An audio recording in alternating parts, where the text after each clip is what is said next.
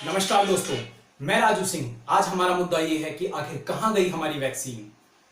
मौजूदा स्थिति यह है कि हॉस्पिटल्स में बेड, वेंटिलेटर, ऑक्सीजन की भारी कमी है। आए दिन हम सबको यह पता चलता रहता है कि आज उस शहर में, कभी उस राज्य में ऑक्सीजन न मिलने से कितने ही लोगों की मौत हो गई। आप यकीन मानिए, भारत में स्थिति बेहद गंभीर है। लोगों की जानें जा रही हैं, भारत की इकोनॉमी जमीन पर आ गई है। राज्यों को अपने यहां मजबूरन लॉकडाउन लगाना पड़ रहा है, क्योंकि इसके अलावा कोई और रास्ता नजर नहीं आता लोगों की जिंदगियां बचाने का।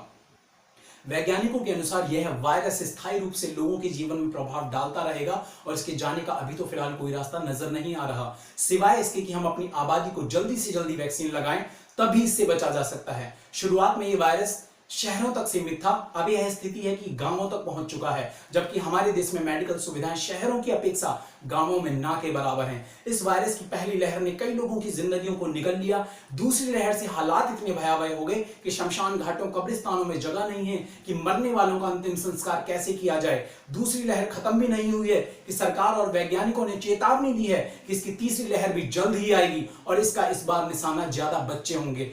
हम देखते हैं कि स्थिति विस्फोटक कैसे हो गई। इस चाइनीज वायरस ने इतनी भयावह स्थिति कैसे पैदा कर दी, इसके लिए हमें थोड़ा पीछे जाना पड़ेगा। हमारा खराब स्थिति में पहुंचने का सबसे बड़ा कारण जो है, हमारा असंयमित व्यवहार और अफवाहों को सुनकर उन पर विश्वास कर लेना। जी हां, सही सुना आपने, असंयमित व्यवहार और अफवाहों पर भरोसा। जैसा कि हम जानते हैं कि जब पिछले साल भारत सरकार ने लॉकडाउन लगाया था, तब सब लोगों को इस वायरस को लेकर डर था और सरकार हर संभव काम कर रही थी कि जिससे लोगों को इसकी स्थिति की गंभीरता का अंदाजा हो, क्योंकि सरकार इसकी गंभीरता से अनजान नहीं थी। लेकिन इसके परिणाम क्या हुए? हमारे देश की कई विपक्षी पार्टियों ने इसका भरपूर विरोध किया। किसी ने कहा कि तुगलकी फरमान है, किसी ने कहा यह बहुत गलत निर्णय है और किसी ने कहा यह एक तरफा फैसला है।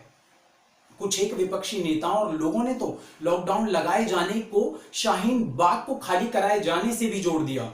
देश में कुछ लोग इन सब परिदृश्यों को अमेरिकी चुनाव तक से जोड़कर देखने लगे। हर प्रकार से लोगों को भ्रम में डालने की कोशिश की गई, जबकि सारी विपक्षी पार्टियां, इनसे जुड़े लोग यूरोपियन देशों में लगातार हो रही मौतों को देख रहे थे। मतलब स्थिति की गंभीरता का अंदाजा इन सबको भी था, लेकिन विरोध के नाम पर लगातार नकारात्मक राजनीति चलती रही। और एक कहावत है ना कि जिस प्रकार बिल्ली के आने पर कबूतर आंख बंद करके समझता है कि अब तो खतरा टल गया, ऐसा व्यवहार इन विपक्षी पार्टियों के द्वारा दिखाया गया। ये लोग जानते थे कि यह सही निर्णय लिया गया है, लेकिन अपनी राजनीति चमकाने के लिए अनैतिक बयानबाजी चलती रही। जब भारत सरकार ने फ्रंटलाइन वर्कर्स को प्रोत्साहित करने के लिए ताली थाली का कॉन्सेप्ट सुझाया, जिससे कि देश में डॉक्टर्स, पुलिसकर्मी, सफाई कर्मचारी, सारे फ्रंटलाइन वर्कर्स को प्रोत्साहन मिलता रहे कि सारा देश उनके साथ इस काम के लिए खड़ा है और उनको धन्यवाद कर रहा है, इस घटना का भी राजनीतिकरण कर दिया गया और इस पर भी अनाप शनाप बयानबाजी होती रही। इन सब विपक्षी पार्टियों और इनके चाटुकार समर्थकों ने इस बात का खूब मजाक बनाया, जबकि इस घटना का तथ्यात्मक पहलू भी है। कहते हैं कि अगर मेहनत करने वाले को प्रोत्साहन ना मिले तो वह हतोत्साहित हो जाता है और अपना काम अच्छी रीति से नहीं कर पाता, जिसका दुष्परिणाम हमें अब दूसरी लहर में देखने को मिल रहा है। शारीरिक रूप से थके व्यक्ति को मानसिक ऊर्जा मिलती रहे तो काम कहीं ज्यादा तेजी से किया जा सकता है। इस साल फरवरी के महीने में खबर आई कि कोरोना वैक्सीन लगभग आ गई है। भारत में ही वायरस से बचाव के लिए 2 वैक्सीन बना ली गई हैं। जैसे ही वैक्सीन की खबर लोगों तक पहुंची, लोग इस वायरस को हल्के में लेने लगे और कई लोगों ने मास्क पहनना और सोशल डिस्टेंसिंग की धज्जियां उड़ाना शुरू कर दिया। वहीं दूसरी तरफ जिन वैज्ञानिकों और डॉक्टर्स को जिन्होंने इस वैक्सीन को बनाया, उनके अच्छे काम के लिए उन्हें शाबाशी मिलनी चाहिए थी, वहीं उनकी बनाई हुई वैक्सीन पर ओछी राजनीति होने लगी। समाजवादी पार्टी के नेता अखिलेश यादव ने तो इसे बीजेपी की वैक्सीन तक कह दिया। महाशय का लॉजिक यह था कि यह वैक्सीन बीजेपी के सत्ता में रहते हुए बनी है, इसीलिए बीजेपी की वैक्सीन है, जबकि उन्हें यह पता होना चाहिए था कि वैक्सीन किसी पार्टी विशेष की नहीं है, बल्कि हमारे वैज्ञानिकों की मेहनत का परिणाम है। इसी मामले में कांग्रेस के नेता राशिद अल्वी ने भी अखिलेश यादव का समर्थन किया और कहा, हमें डर है कि वैक्सीन का गलत इस्तेमाल ना हो जाए। वहीं शशि थरूर ने कोवैक्सीन के जल्दी इस्तेमाल पर सवाल उठाए। अगर आप राहुल गांधी का ट्विटर प्रोफाइल पढ़ें तो वहां पर लिखा है कि हमारे बच्चों की वैक्सीन कहां है। इसका उत्तर कांग्रेस के नेताओं ने ही दे दिया है।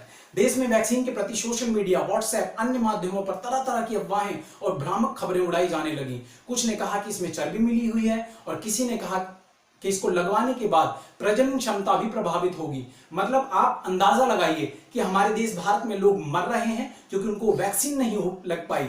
मरते हुए लोगों की चिंता नहीं है, लेकिन प्रजनन क्षमता कम ना हो जाए इस बात की चिंता जरूर है। लोगों को गुमराह किया गया, परिणाम यह हुआ कि जो वैक्सीन जल्दी से जल्दी लोगों को लगाई जानी थी उसमें बहुत परेशानी हुई और वैक्सीन के प्रति लोगों के उदासीन व्यवहार को देखते हुए बहुत सी वैक्सीन सरकार ने दूसरे देशों को सहायता के तौर पर सप्लाई कर दी। और जब अब दूसरी लहर में हजारों लोग मर रहे हैं तो अब अस्पतालों में जाकर लोग जल्दी से जल्दी वैक्सीन लगवाकर अपने आप को सुरक्षित करना चाहते हैं। और लोग ये समझ पा रहे हैं कि नकारात्मक राजनीति और भ्रामक बातों पर विश्वास करने का परिणाम क्या होता है। इसे विस्फोटक रूप देने के लिए हाल ही में हुए हरिद्वार कुंभ और चुनाव भी बहुत हद तक जिम्मेदार हैं, जो कि उत्तराखंड सरकार और चुनाव आयोग की बहुत बड़ी नाकामी है। अब ये सरकार के लिए बहुत बड़ा चैलेंज है कि वह लोगों को कैसे जल्दी से जल्दी वैक्सीनेट करवाकर लोगों को दूसरी लहर से और आने वाली तीसरी लहर से बचाती है।